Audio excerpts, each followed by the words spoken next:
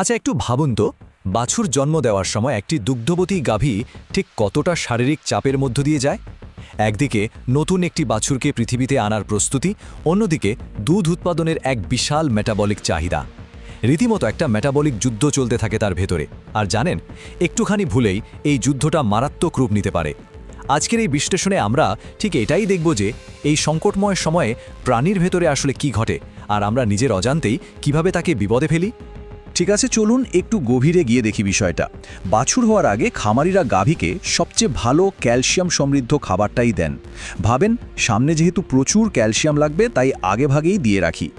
লজিকটা একদম পারফেক্ট মনে হয়, কিন্তু শুনলে অবাক হবেন, এই আপাত নিখুঁত লজিকটাই আসলে একটা ভয়ঙ্কর প্রাণঘাতী বায়োলজিক্যাল ফাঁদ। অতিরিক্ত যত্ন নিতে গিয়ে আমরা মূলত তার প্রাকৃতিক প্রতিরক্ষা ব্যবস্থাকেই পুরোপুরি অকেজো করে দিই। তো এই ভয়ঙ্কর বায়োলজিক্যাল ফাঁদটা আসলে কি? চলুন একটু বিস্তারিত দেখে নিই।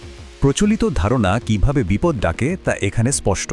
গরুর যখন ক্যালসিয়াম সবচেয়ে বেশি দরকার, তখন বাইরে থেকে প্রচুর খনিজ দিলে শরীরের নিজস্ব কন্ট্রোল সিস্টেম একদম নিষ্ক্রিয় হয়ে যায়, মানে বিশাল হরমোনাল ব্ল্যাকআউট।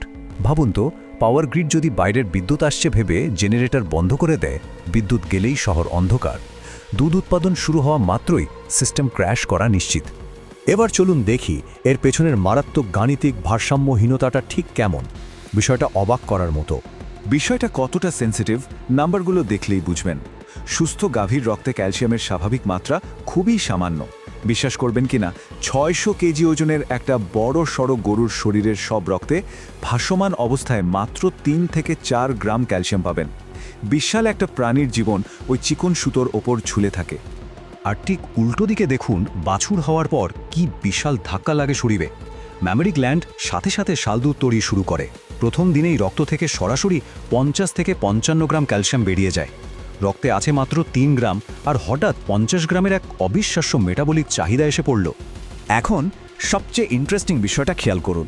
শুধু খাবার দিয়ে এই বিশাল ঘাটতি মেটানো একদম অসম্ভব, কারণ খাবার হজম হয়ে রক্তে মিশতে সময় লাগে। এই প্রাণঘাতী পতন ঠেকাতে গাভীকে প্রতি 90 থেকে 120 মিনিটের মধ্যে রক্তের পুরো ক্যালসিয়াম নতুন করে পূরণ করতে হয়, অনেকটা ডুবন্ত জাহাজ থেকে পানি সেচার মতো। কিন্তু প্রকৃতি বোকা নয়। ভেতরের অসাধারণ সার্ভাইভাল ইঞ্জিনটা কিভাবে কাজ করে, চলুন দেখি। এই চরম অবস্থা সামলাতে প্রকৃতি ঘাড়ের কাছে প্যারাথাইরয়েড গ্ল্যান্ড নামে চমৎকার ইঞ্জিন দিয়েছে। এর সেন্সরগুলো ইন্টারনাল রাডারের মতো কাজ করে। প্রথমে হরমোন রিলিজ করে কিডনি লকডাউন করে, এরপর ভিটামিন D3 তৈরি করে অন্ত্র থেকে ক্যালসিয়াম শোষণ বাড়ায়। সবশেষে অস্টিওক্লাস্ট কোষগুলো মাইক্রোস্কোপিক খনি শ্রমিকের মতো হাড়ে ড্রিল করে 8 কেজির বিশাল রিজার্ভ থেকে ক্যালসিয়াম বের করে আনে। কিন্তু মানুষের সামান্য ভুলের কারণে কিভাবে এই চমৎকার সিস্টেমের সম্পূর্ণ ইলেকট্রিক্যাল এবং ইমিউনোলজিক্যাল পতন ঘটে, সেটাই এখন দেখব। তো ক্যালসিয়াম প্যারাডক্স বিষয়টা আসলে কি? গর্ভবতী গরুকে প্রয়োজনের চেয়ে বেশি ক্যালসিয়াম দিলে প্যারাথাইরয়েড রাডার ভাবে অনেক ক্যালসিয়াম আছে, সাথে সাথে হরমোন উৎপাদন কমিয়ে দেয়। শুরু হয় ভয়াবহ বিপর্যয়। হরমোন না থাকায় কিডনি কাজ করে না, আর হাড় ছিদ্রকারী অস্টিওক্লাস্ট কোষগুলো গভীর বায়োলজিক্যাল কোমায় তলিয়ে যায়।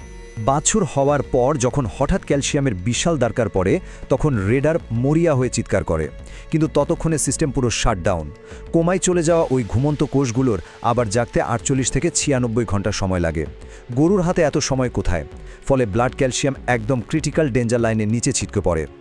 আর একটা বড় বিপদের কথা বলি, খাবারে অতিরিক্ত পটাশিয়াম থাকলে রক্ত ক্ষারীয় হয়ে যায়, আর এই ক্ষারীয় রক্ত আক্ষরিক অর্থেই প্যারাথাইরয়েড হরমোন রিসেপ্টরের আকার একদম দুমড়ে মুচড়ে বিকৃত করে দেয়। ফলে গ্ল্যান্ড হরমোন রিলিজ করলেও শরীর সেই সিগন্যাল ধরতেই পারে না। Total communication breakdown. এর ফলাফলটা হয় মারাত্মক।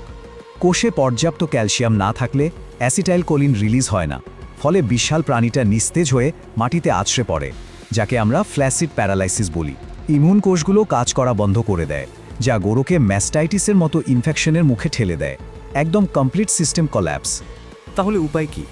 এই ভয়াবহ পরিণতি এড়াতে বিজ্ঞান সম্পূর্ণ বিপরীতমুখী একটা চমৎকার সমাধান দিয়েছে।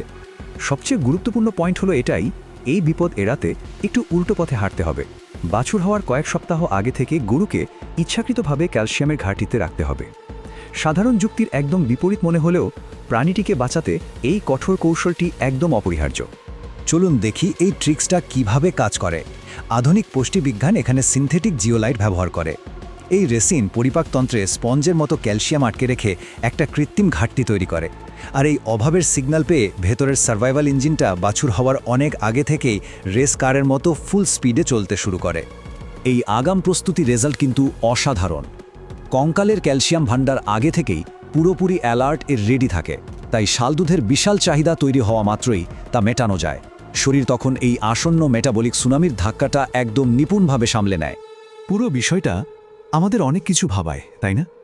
প্রকৃত বিজ্ঞান অনেক সময় সাধারণ যুক্তিকে ভুল প্রমাণ করে, সার্ভাইভাল মেকানিজমকে জাগিয়ে রাখতে বাধ্য করে। প্রকৃত অ্যানিম্যাল ওয়েলফেয়ার যদি এমন বিপরীতমুখী ব্যবস্থাপনার উপরই নির্ভর করে, তাহলে প্রতিদিনের আর কোনো লজিক্যাল কাজের পেছনে এমন বায়োলজিক্যাল ফাঁদ লুকিয়ে আছে? ভাবুন তো একবার।